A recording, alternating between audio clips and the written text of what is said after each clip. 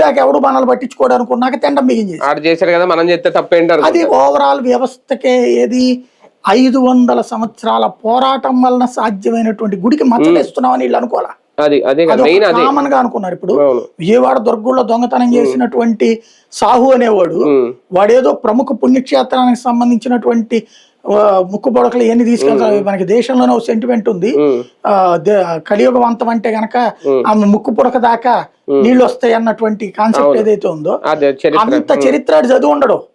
పైగా వాడు బయట సార్ ఇప్పుడు, కానీ వీళ్ళ ట్రస్ట్ వాళ్ళు కదా. నేను అనేది వీళ్ళు కూడా ట్రస్ట్ వాళ్ళు కాదు, అక్కడ బయట పని చేసే వాళ్ళే దగ్గరకు వచ్చి పని చేసుకున్నారు.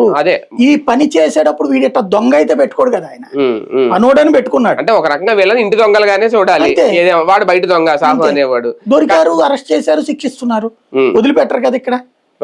ఈవెన్ రేపో మాపో వాళ్ళ ఇద్దరితో ముగ్గురితో బిల్డింగ్లు కూడా కూలగొట్టబోతున్నారు, ఈ డబ్బులతో ఇల్లు కడుతున్నారట, అది కూడా కూలగొట్టబోతున్నారు రేపు యోగి ఆదిత్యనాథ్. ఈడీ విచారణ చేయబడుతున్నారు. ఇక్కడ ఒకటే ఏంటంటే దొంగని కాపాడితే తప్పు, దొంగ దొరక్కపోతే తప్పు. ఇంకోటి ఇక్కడ బీజేపీకి కానీ విహెచ్పికి కానీ ఆర్ఎస్ఎస్కి కానీ మంచితనం ఇక్కడ శాపం అవుతుంది.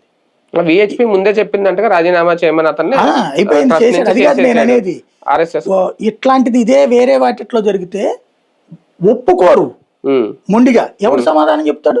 అవును, ఒప్పుకోపోతే ప్రయత్నం చేస్తా.